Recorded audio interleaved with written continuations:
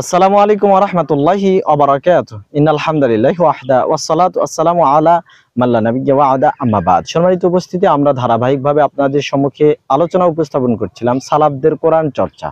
এ পর্যায়ে এসে আমরা আলোচনা উপস্থাপন করব রোগ শোক এবং বিপদ ও মুসিবতে কোরআন তেলাওয়াত। আমরা জানি সালফে সালেহিনরা যে কোনো বিপদ ও মুসিবতে রোগে শোকে কোরআনুল কারীম তেলাওয়াত করতেন, পাঠ করতেন। যেমনটা সালে আল মুনাজ্জিন রাহিমাহুল্লাহ বলেন যে একবার ওমর ইবনে আব্দুল আজিজ এবং আমার উভয়ের মনটা বিষণ্ণ ছিল। এশার সালাতের আজান হলে আমরা সালা আদায় করলাম। এরপরে তিনি তার গৃহে প্রবেশ করলেন। অল্প একটু পরে বের হয়ে আসলেন।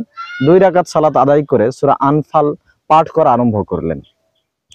এই সূরার মধ্যে যখনই রহমতের আয়াত আসে তখন তিনি আল্লাহর নিকট দোয়া করেন, যখন আযাব ও গজবের আয়াত আসে তখন কান্নাকাটি জুড়িয়ে দেন।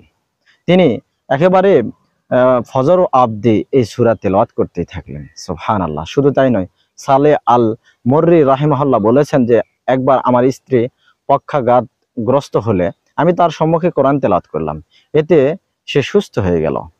এই বিষয়টা আমি গালিব আল কাত্তান রাহিমাহুল্লাহর নিকটে উপস্থাপন করলে তিনি এই কথা শুনেন আজীব হলেন না, অবাক হলেন না।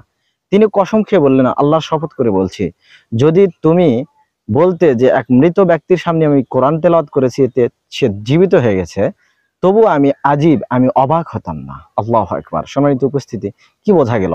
কোরআন এমন একটা কিতাব, এটা হচ্ছে কোরআন হচ্ছে শেফা, কোরআন হচ্ছে দাওয়া, ঔষধ।